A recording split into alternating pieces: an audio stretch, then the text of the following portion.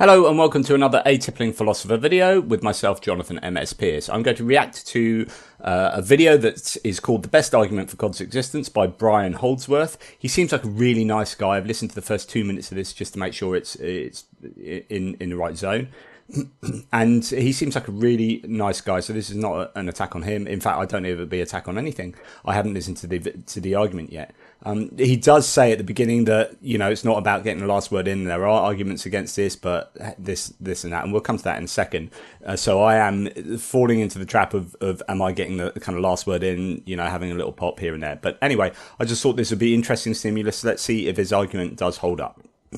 I have got him on 1.5 times speed, so he will be speaking more quickly, just so that we can get through this quickly.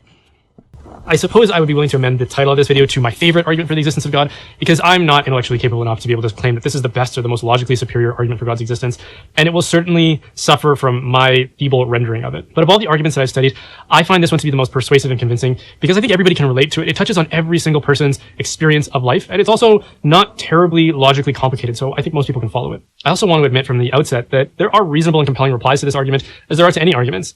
I sometimes get the impression that for those of us that are invested in content like this, whether it's in books or whether we're watching YouTube videos, that all we need is someone who represents our particular ideological persuasion to say something in reply to someone who has said something in opposition to what it is that we believe. And that as long as someone says something in reply, then we can be consoled that we've gained the upper hand. Okay, that's exactly what I'm doing. So, you know, I hold my hands up, fair enough, but I just thought this would be an interesting project. But he's exactly right. We do that, and the confirmation bias, when someone says something to reply to someone else, if we agree with that reply, then that's it. Reply done. We don't wonder whether that reply is actually good enough. Could it be defeated? What's a steel man of the opposite argument? What's the best version of that opposite argument? And is that reply dealing with that best version of the argument? So on and so forth. So we all have confirmation bias. He did say at the beginning that this argument might, you know, be about experience, so religious experience. I'll be interested to see if that's where this is going. But just because somebody speaks last doesn't mean they've actually risen to the challenge of dismantling an opposing argument. But again, I will concede that there are good and compelling and intellectually stimulating arguments against the existence of God. And if I only ever had the logic of the two positions to go on, I don't think I could ever conclusively decide that one was right and one was wrong beyond a reasonable doubt. But so my hope is that a presentation like this will demonstrate to you that there are rational approaches to the existence of God, and that faith can be complemented by reason, even if you've never experienced a preacher or evangelist or a faith community leader taking that approach. My hope. So I wonder if he's going to do an experiential argument for God. He's now talking about rational as well, saying, you know, this is about rational arguments to this position of believing in God. There are rational arguments. So I don't know whether that's sort of mixing things up, but we shall see. Is that you will be left with enough of a compelling impression that you'd be willing to explore this a little bit further, both intellectually and experientially. I said earlier that there are compelling atheistic arguments just as there are theistic arguments, but my experience of experimenting with and exploring the possibility of God's existence is what overwhelmingly tips the scales in that direction, because my life has dramatically changed. And Okay, so he's saying experience is really what... So he's saying that there are rational arguments both for and against God, and if it wasn't for the experience, you know, who knows which side he'd go on. But his experience is what has tipped into the belief in God. And I think he's just about to start explaining that. I would say improved since I placed myself in a pattern according to Christian teaching. And by that, I don't mean that everything has gone my way since then, or that God has answered everything according to the way that I've asked for in prayer. What I do mean is that I've experienced a great deal more joy and hope and peace than I did before. And that I've endured struggles and distresses that the person I was before really would have struggled to negotiate. And I've also been freed from modes of behavior that I was really ashamed of. And at the end of the day, I've discovered a life that I found incredibly fulfilling because of my openness to those teachings. So that's interesting. So I wonder, there's obviously, you know, this doesn't mean that something is true. So God provides a functional benefit for believers. I mean, that much is obvious. You know, evolutionary psychology will you look at everything, every behavior, everything people do, laugh, music, any kind of social thing that takes place. What's the function of that? How did that develop? Why do we do that? So religion has developed in a really big way. And even an atheist like myself will say, well, therefore, it provides some functional benefit for the believers. Now, the question is, are we at a point in our evolutionary history where we can overcome that functional benefit, or it's no longer so functionally beneficial? in the way that it used to be, because now we understand things in a much deeper, better way, that we can supplant arguments for God or reasons why God belief is good with other sort of mechanisms and arguments and reasons. So he's saying, look, my life is better. I'm in a better place. I do better things. And it's all because of God. And of course, you got the correlation fallacy, possibly. Is that exactly why?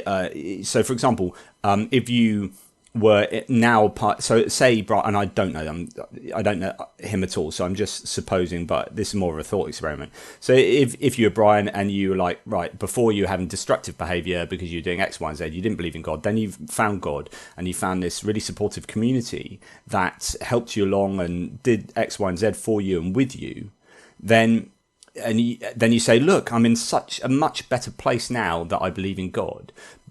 But actually, what is driving that is not the belief in God necessarily, but it could well be the supportive social network around you. In other words, what might give you a better, life, quality of life, standard of life, and this and that is not the content of a religious belief, but those psychosocial things around that belief. So it's the community that is giving you that, not the belief in God. And that I think muddies the waters a lot. So it's very important when you're making sociological claims and psychological claims to understand what all the variables are and not latch on to what you want to be the case. So it's like, look at me, my life's brilliant and I believe in God. Therefore, it's believing in God has made my life brilliant. Well, okay, in a broad sense, that might be somewhat true. But there are two things. First of all, really, what are the determining variables underneath that? And second of all, that doesn't mean that belief system is true. It just means it's psychologically beneficial for you in that particular situation. And you could have achieved those benefits, arguably, without the belief in God, given other psychosocial variables. Okay, so lots to talk about already, and he hasn't even started. If you're on the other side of two compelling logical alternatives, shouldn't the one that promises a great deal of hope and even eternal life create enough incentive for you to start exploring it with more consequence than... Oh, okay, so all right, I often say the whole reason religion exists is afterlife, is eternal life. That's why it exists. So all the main religions of the world are religions that propose an afterlife, a heaven and hell. And the reason why they have such huge followings is because they do exactly that. So belief in heaven is what bribes you to believe something like maybe what Brian believes here. And of course, that says nothing about the actual truth of it. It's just wishful thinking. It's a fallacy of wishful thinking. And he's literally said that, on balance, if something is going to offer me eternal life, that's what I'm going to go for. And of course, that's assuming that really, though the rational arguments for and against God are equally balanced, I would argue vehemently then that they're not. In fact, I've written heaps of books to show that they're not. My latest one, 30 Arguments Against the Existence of God, Heaven, Hell, Satan and Divine Design, is a must read. I think you should all read that and buy 38,000 copies. Or something. But the point is that I would argue vehemently against the notion that these are balanced arguments. I think the arguments are well in favour of atheism. And I think that what hooks people into things like theism are the promissory notes of heaven and an afterlife and other things that they mistake for religion, but are things like social networks, the feeling of belonging, a sense of meaning that transcends the end of your life. Again, the afterlife that helps with the sense of meaning. All these kinds of things, really, really important. But I think there's problems with the way he's going about this. And mere speculation. Because if it's a toss-up at the end of the day, I think it makes a lot of rational sense to bet on the possibility of God's existence. It's not a toss-up, though. You would need to show that. Yeah, I grant that. If it is a complete toss-up, if I was like 50-50, oh my goodness, then if that one's going to bribe me, I'm going to go with the one that bribes me. Probably. It depends how rational I'm feeling. If I'm really someone who is... Because actually what he's really saying there is I am willing to give up the quest for truth if you know, if something's going to come along and sort of bribe me one way or the other. Now, what he's saying is that if it's truly 50-50, so I can't decipher what is true from these two hypotheses, therefore the one that bribes food with nice stuff is going to win. Fair enough. I mean, technically he should remain agnostic, really. You know, in terms of epistemic value of both of those two,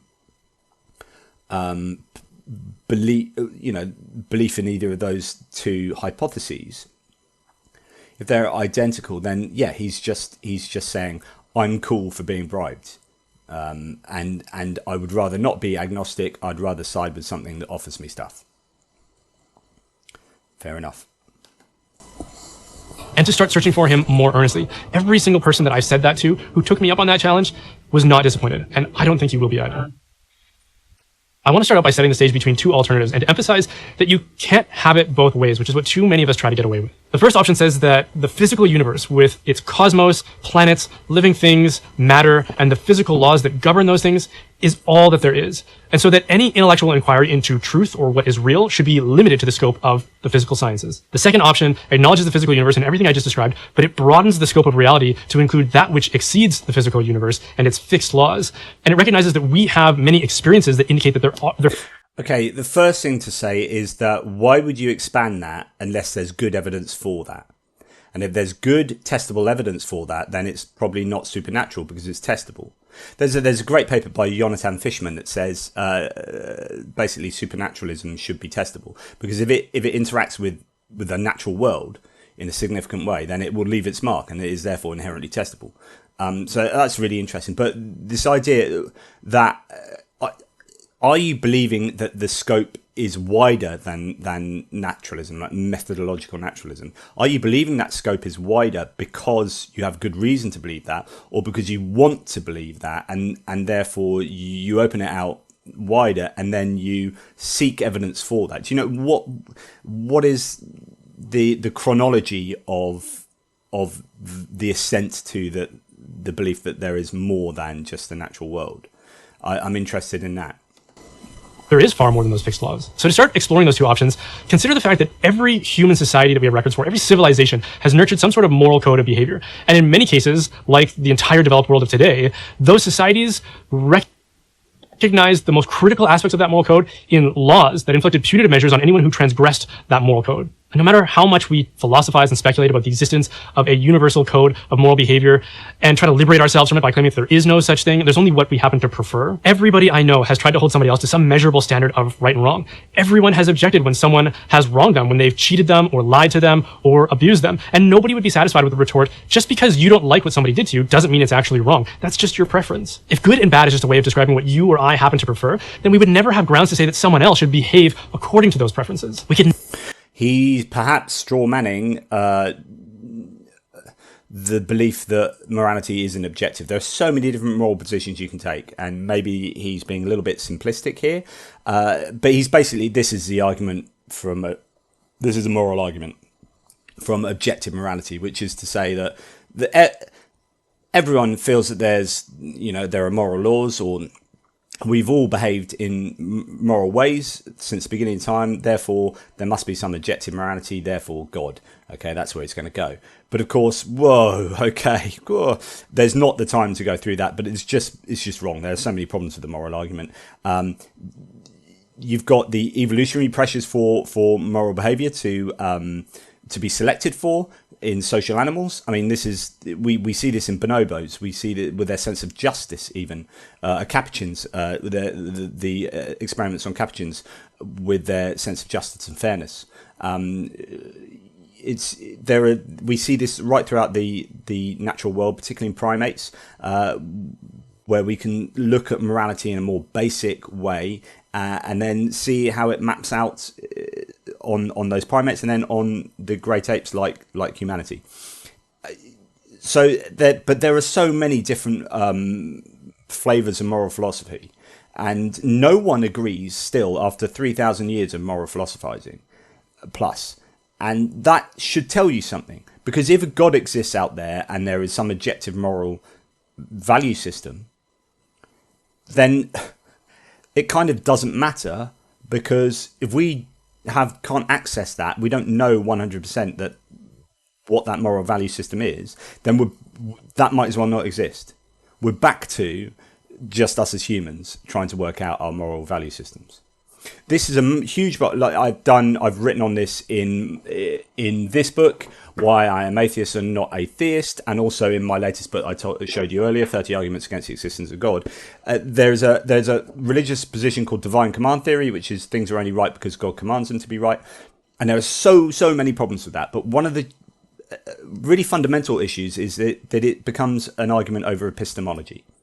And it's the same with Brian here, which is, yeah, great, you can talk about morality, but the question then becomes is, how do you know what truly is right and what's wrong? And what Brian will have to then acknowledge and then explain is the fact that, do you know what, slavery was countenanced in the Bible by God, and the people at the time thought it was fine. And in fact, Christian slavers used the Bible to justify slavery for 1,900 of the last 2,000 years. That is explained by atheism really well. It is not explained by theism. In fact, what that looks like is that even if God existed and there was a moral value system, we would not be able to know, A, that we've got the right God, B, that we've got the right moral value system and that we've interpreted that right, and C, if the moral value system is supposedly communicated to us in a holy text like the Bible, that we've got the interpretation correct. I mean, you look at theology and biblical exegesis, that is a huge problem, and it's a right quagmire. So I think the moral value, the moral argument for the existence of God is really, really problematic, and I've only just literally nicked the surface. There are so many problems with it, but I just wouldn't have the time. That's like a 2-3 hour video just to do the moral argument, in all honesty. Never hold someone else accountable for their behavior, because in order to do so, you have to concede that there is something objective and something neutral outside and apart from our preferences that mediates between us, so that I can hold you accountable and you can hold me accountable when either of us mistreats the other. And no matter...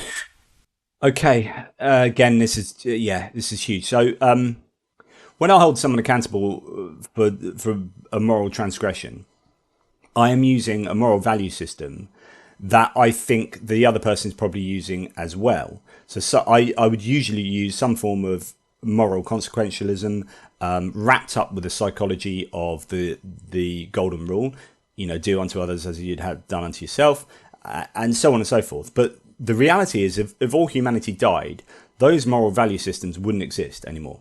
So if all sentient creatures died, there would be no morality. There isn't a Platonic realm where these moral values sit and we access them. What we do is we construct them. And this explains much better why, over time and geography, we have constructed moral value systems that are differing, right? And sometimes very contradictory. Okay, so slavery is good, then it's bad. War and genocide is good, and then it's bad. This is good, that is good, that is bad, that is bad. That's in the middle, we're not sure about that. Genital mutilation, female genital mutilation, for certain people that's good, others not so good. And so what we have to do is we have to navigate this using our best philosophy and best science that informs our philosophy. How much harm does this thing do to the person, to the community, to the wider world, etc., etc. And we try and calculate what is right and wrong. But that calculation isn't objectively true. And in fact, quite often we're using insufficient knowledge. So take, for example, the Aztecs. If they genuinely believed that sacrificing another human would allow the sun to keep rotating, or allow the sun to rise, however they believed it, and therefore allow the crops to grow and for them to survive, then there is an argument to say that the human sacrifice was good. If they genuinely believed that, but it's garbage in, garbage out, right? But if they genuinely believed that they needed to kill humans to sacrifice them to the gods to keep the gods happy, then in order to survive, that was a good thing. So taking prisoners of war and doing that is arguably a good thing. So yeah, there you go.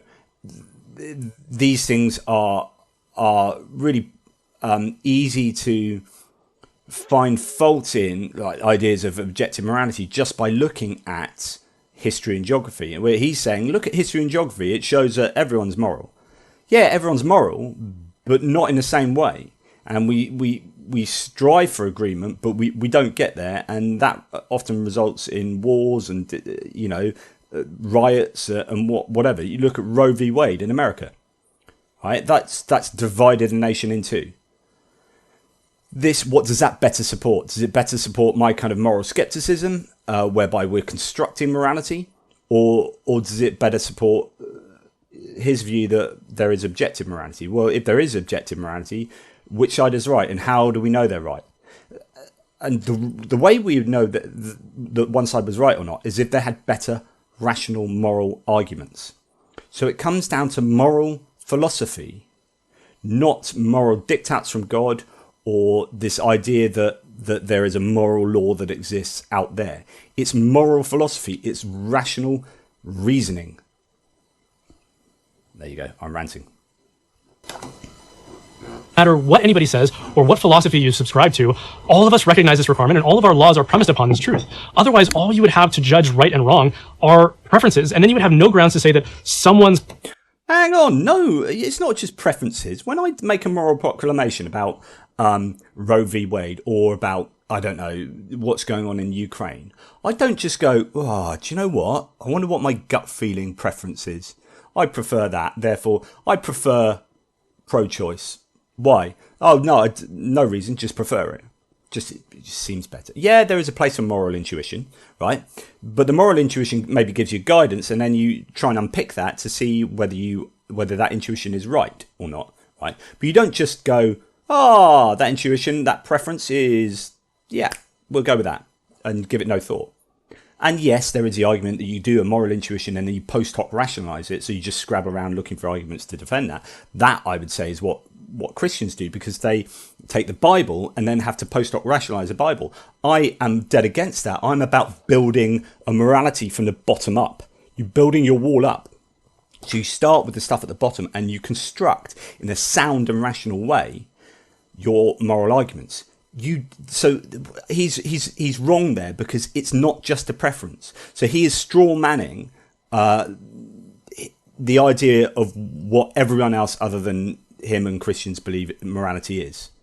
And I'm not a big fan of that. Let's just go back a second. Or what philosophy you subscribe to, all of us recognize this requirement and all of our laws are premised upon this truth. Otherwise, all you would have to judge right and wrong are preferences, and then you would have no grounds to say that someone's preferences outweigh someone else's preferences, such that your preferences to not have your things stolen or to not be abused carry no more weight than someone else's preference to steal your things or to abuse you. Unless... No. No one says that. No.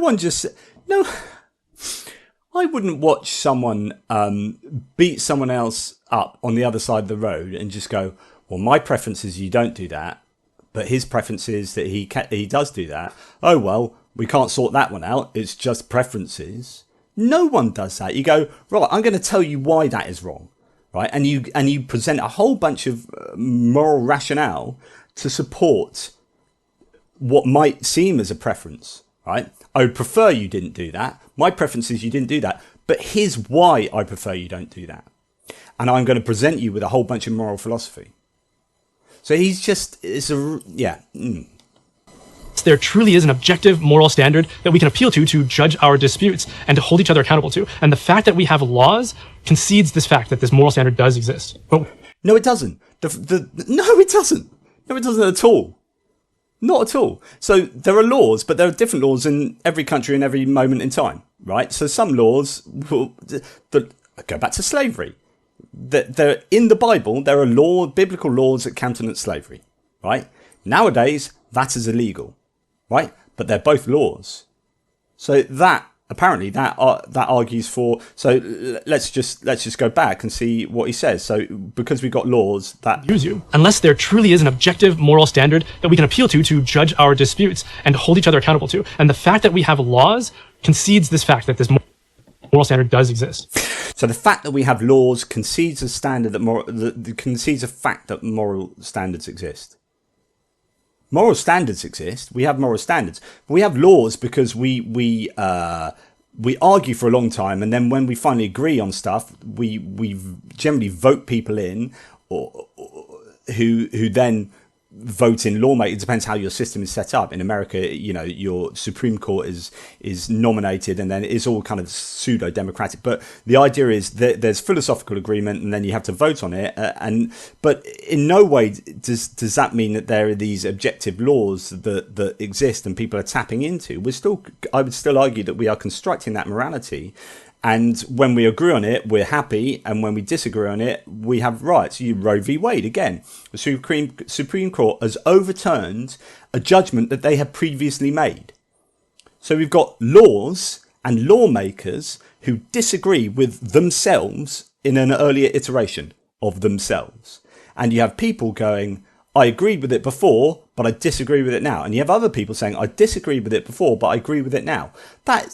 He's not making any sense of that. I can make 100% sense of that, right? And that is, so he's talking about experience and what goes on in reality. My hypothesis of, morality, it explains the data far better than his does. And he's saying the objective morality underpins these laws. Okay, well, how do you know what that objective morality is? And is it going to be, because I read it in the Bible, written by people 2,000 years ago? Because if that's how you know what your objective moral laws are, that's really poor. Because I can use moral philosophy to debunk a whole bunch of the claims in the Bible as being immoral. I'm starting to rant again. But what are the implications of that? What are we talking about? What are we allowing when we talk about morality? Well, morality can be described as a judgment against what ought to occur and what actually occurs. For example, if somebody abuses their wife, we would be correct in saying you ought not to have done that. We're saying that the actions and decisions that led to that abuse were the wrong ones as compared to the right ones. We're evaluating what happened, in this case the abuse, and we're comparing it to what ought to have happened, what should have happened, and saying that what actually happened should not have happened, and that the one who is guilty of committing the abuse is to some degree responsible and culpable for what happened. Now, it's important to pause and recognize that the natural sciences as a method of inquiry cannot tell us anything about what ought to happen as compared to what actually happens. The natural sciences are limited to consideration about the natural universe and are predicated on the assumption that the natural universe behaves according to fixed laws. So this is the ought is fallacy, and you can't get an ought from an is. And Hume talked about this. People like Sam Harris have written The Moral Landscape. Richard Carrier has actually given a version of that's far better, which is to say that there are kind of objective moral... There is an objective moral value system based on the self-evident truth of well-being being something we are aiming for, and that morality is goal-oriented. And broadly, I'd agree to large extent with that. I think we would naturally favour things that are going to favour our well-being. And that is fairly universal. The question is that just a universal subjective morality, or is it actually objective? How do you define objective? I define objective as mind independent, which means if there were no minds, there would be no morality. So in that sense, I disagree that there can even be objective morality. I don't think there can be objective anything. I'm in philosophy what's called a conceptual nominalist. So all abstract ideas they exist, but they only exist in our minds. And when our minds die, if all minds were to suddenly snuff out, there would be no abstract ideas. There would be no mathematics. There would be no sense of loyalty, right? The kind of understanding of what that is. These abstract ideas are constructed by our minds, but also will die with our minds. And by fixed laws, we mean what always happens. For example, the law of gravity describes what happens when two bodies of mass come within proximity to each other. There's no option to choose something outside of the laws that we're describing. A planet can't break faith with its orbit because it wants to go somewhere else. But remember, morality tells us what should happen and not necessarily what always does happen, whereas science only tells... He's actually mixing up two. So morality is split into three areas. It's split into descriptive morality, which is what happens. So descriptive morality is what people do around the world, right? It describes morality. Then you get normative morality or prescriptive morality, which is what you should do. And he seems to be smashing those two together. So descriptive and prescriptive, descriptive and normative ethics. But the third the third area is called metaethics, which is discussions about what does ought mean, what does right, and what do these terms mean. So it's like having a conversation about the conversation, if you like. That's the meta part. So metaethics, which will kind of underwrite the normative ethics, which will then sort of underwrite, in a sense, descriptive ethics, because descriptive ethics is what people do normatively around the world. So I think he's maybe being a little bit simplistic here. Tells us what does happen. It makes observations of what happens, and then it draws conclusions from those observations. But if all there is the natural universe, then there's no grounds for talking about what should happen, only what does happen. And you and I, as fixtures of that natural universe, are... That's a complete non sequitur. I completely disagree. If the natural world is all there is, then it doesn't follow that we can't talk about moral philosophy. I literally believe that the natural world is all there is, and I'm really happy to talk about moral philosophy all the time. And I can give you an account of that moral value system. So I don't know I can say anything more than I just disagree with what you're saying. It's not true. Are also inevitably bound to those same fixed laws. But with you and I, we notice that there's more going on than just fixed laws. We have an intellect and a will that governs the things that we do. We can... Hang on, you were talking about how there are objective moral laws. Why can't there be, I mean, I don't believe this, but why can't there be objective moral laws of the universe in the same way? I mean, all you need to be is a Platonic realist. I'm not one of those. I've talked about conceptual nominalism, but I could be a naturalist, Platonic realist, or some kind of moral realist that believes that there are moral laws and truths in propositions out there. And I could present a case for that under naturalism. So it literally doesn't follow that what you're saying. I mean, if you look at the Phil Paper's surveys of what philosophers believe, you know, very few believe in God, but you've got a whole range of what people believe in terms of morality. There will be deontologists who believe in objective morality who don't believe in God. So this is, you're just making bare assertions here. Choose between alternatives. And because of this ability, we recognize that we are responsible for the outcomes and the effects that we create through our will. We don't hold other natural elements or phenomena responsible for their actions. Like if a tsunami crashes ashore and kills hundreds of people, we don't denounce the ocean for its transgressions. We don't set up protests on shorelines and say, you need to recognize our human rights and dignity. And we certainly don't say, you shouldn't have done that. And so this is fun. So who designed the tsunami? We don't blame the tsunami, no, because it's just it's an act of God. Literally what we call an act of God. So who should we blame? Naturalists, we don't blame the natural world. We do it in a causal way. We say that happened because of that. And then we try and mitigate for that, against that. So we try and say, okay, let's not build houses near this floodplain or do that, or let's think about climate change, etc., etc. But if you're a theist, actually, you really should be blaming God. Don't blame the tsunami. It's an act of God. You should be blaming God. God designed the world such that would happen. In fact, knew that would happen at that point in time.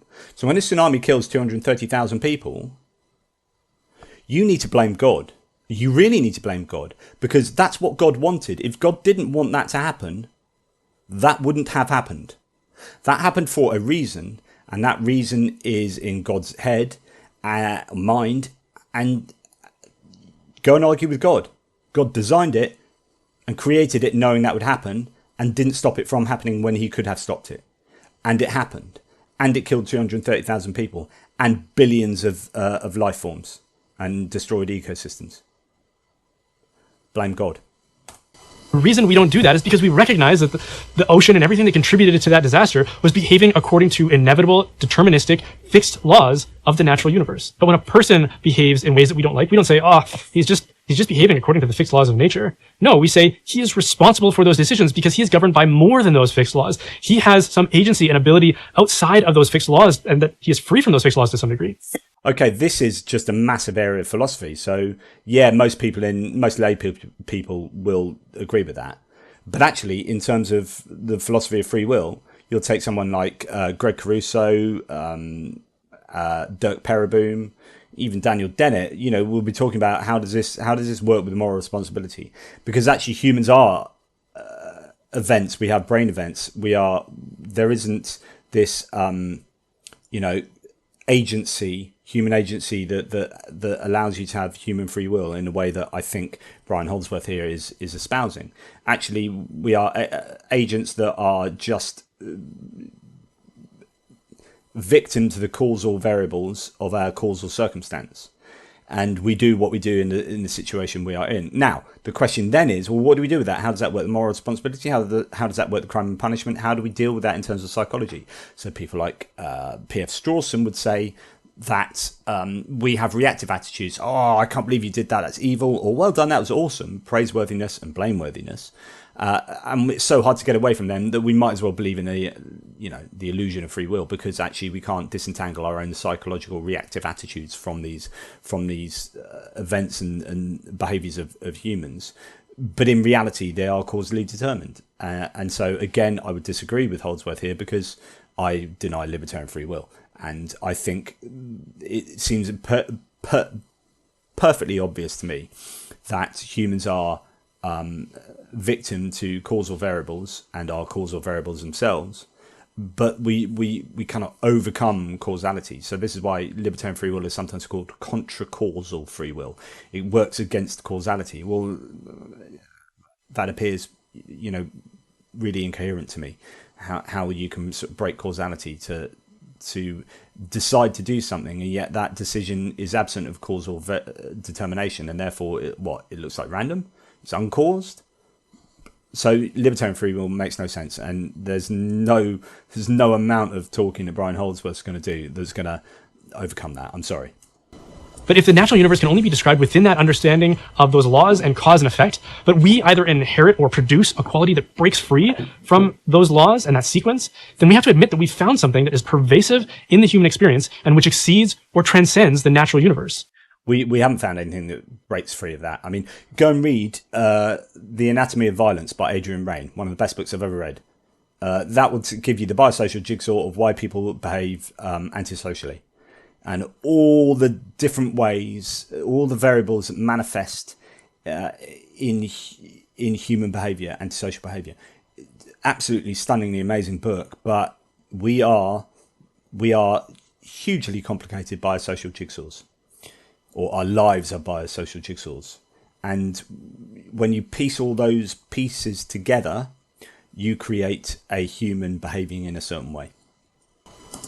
In other words, there is something that is morality that is relentlessly available to our perception and to our experience that portrays something more to reality than what we can see, taste, and touch. There's something metaphysical and spiritual in our experience, and it's a big part of our experience. In other words, this something more, goodness and morality, was always characterized as a transcendental in classical thought. It transcends the natural universe. And if we're going to know or understand anything about it, we need to broaden our narrow-minded scope to admit and to explore metaphysical or spiritual reality. So now that we can understand that there is something, the moral standard or the law of right and wrong, that transcends the natural universe, what does that tell us about what lies beyond physical nature? I mean, you haven't done that. You just haven't established that. You've basically said everyone feels like there's everyone acts morally, therefore there's moral law that transcends the universe. That's essentially the argument. That's the argument, which is basically an assertion and a kind of non sequitur. It tells us that whatever lies beyond is intensely interested in our behavior, in right and wrong, in unselfishness. Whatever lies beyond, so straight away you just assume that whatever is beyond is now an agency with personhood and intention. It is interested. I don't know how you've done that. It tells us that whatever lies beyond is intensely interested in our behavior, in right and wrong, in unselfishness and justice. And it seems to be instructing us in becoming more moral. Whoa. I don't know how you can do that. Tell us about what lies beyond physical nature. It tells us that whatever lies beyond is intensely interested in our behavior, in right and wrong, in How can you go from there's moral laws to and there's something beyond the universe that's intensely interested? How do you know it's intent? How do you know the intensity of the interest? How do you know it is interested? How do you know it's a single thing? How do you know, wow, just wow. Selfishness and justice. And it seems to be instructing us in becoming... How's it interested in justice when you look around the world and the tsunami kills 230,000 people, including babies and unborn? How can you tell me that's intensely interested in justice? becoming more moral by affirming us in our good behavior and making us feel uncomfortable or ashamed about our bad behavior. The only thing we can actually, so there's a really interesting argument about evolution. Emerson Green sort of talks about this, which is that pain and pleasure are actually correlated with evolutionary pressures and not with moral rights and moral wrongs. So moral wrongs and moral rights, to get that the right way around. Actually, it doesn't quite work what he says. We don't always feel ashamed, or shame is to do with social conditioning, not necessarily to do with an act intrinsically in itself. So you used to be able to keep slaves and not feel ashamed, right? Now, if I kept a slave, I'd feel ashamed. And that's to do with social conditioning and an understanding of what's right and wrong within the social context. So again, he's making just assertion after assertion that just doesn't follow. Compare it to is a mind with will and purpose and intention. We can't talk about matter as if it's guiding or instructing us, and we certainly can't talk about it like a natural law. Because I've not talked about matter as if it's guiding and instructing us. What is a straw man? I'm not sure. No. As we've already seen, natural laws don't give allowances for us to disobey. And the fact that we can disobey and aren't forced to conform... Disobey a natural law? I don't know what you mean. Like, natural laws are telling me what to do. I mean, maybe in some kind of really metaphorical sense. But just no one believes that. You're just building up a huge straw man here. Sorry, I'm starting to feel like I'm attacking him because... I mean, he seems like a lovely guy, but... it's just massively wrong on... everything he's claiming, literally everything. I just want to listen to this again a little bit because I'm pretty flabbergasted. We can't talk about matter as if it's guiding or instructing us, and we certainly can't talk about it like a natural law, because as we've already seen, natural laws don't give allowances for us to disobey. And the fact that we can disobey and aren't forced to conform ourselves to these moral instructions, that tells us a little bit more, I believe. It makes love, or the free gift of self, possible. Like, what good are marriage vows if the one reciting them is forced to do so?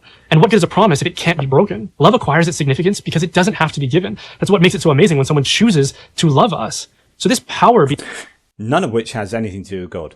Behind the moral law, it doesn't impose, it doesn't force the moral law on us, and it makes love possible, which leads us to a very personal... What? God makes love possible? You need to define what love is. I want to know what love is. And I want you to show me. No, not you, Brian. Oh my goodness. Perception of whatever it is that lies beyond the natural universe. Now, a quick housecleaning item before we wrap up. This narrative and argument isn't designed to consider or assert anything specific about God. It's not meant to propose Christianity. No, it appears to just assert God. Or any other theological framework. It's only designed to assert the existence of God and nothing else. Anything I'm glad you said assert the existence of God, because that's exactly what's just happened. else you'd want to say about God would have to be considered in another set of arguments. So all I've done here is followed a logical sequence of premises which draw the conclusion that there is something that exceeds or is outside the natural universe, which is deeply concerned with our moral behavior, and with all of those variables combined is best described or is most reminiscent of a mind. Thank you so much for watching that. I don't think... so we'll leave it there, but I don't think you did any of that. I think there were no real premises, and things didn't follow. They were non sequiturs all the way through, and then suddenly you jumped into the best thing to explain that is God as a mind, without expressing why that is the best thing to explain that, even though that doesn't need explaining by anything. And it's just confused, non sequiturs. Yeah. I don't know if I've got much more to add. It's just a series of assertions that are incorrect, and that's not how I do morality. But how I do morality is very different to how other atheists do morality, and it's a really complex philosophical discipline, which itself is, in my opinion, at least prima facie, evidence that moral skepticism holds, which is there is no moral value system. All of them are imperfect. In fact, you can poke holes in every single moral value system, from consequentialism to virtue ethics to deontology and objective morality residing in God, like divine command theory. Like, all of them have problems. I think divine command theory, for example, has the most problems. Therefore, moral skepticism seems which what would we expect on moral skepticism? Something like that. What would we expect if one moral value system was incontrovertibly true? Or we'd expect that to be discoverable. Really, especially if God's behind it. If God's behind morality and wants there to be justice, then you would expect everyone to be singing off the same song sheet. At least eventually, after some kind of progress. But we're still at the same stalemate that we were 3,000 years ago. You still got the Euthyphro dilemma. You still don't know where goodness comes from.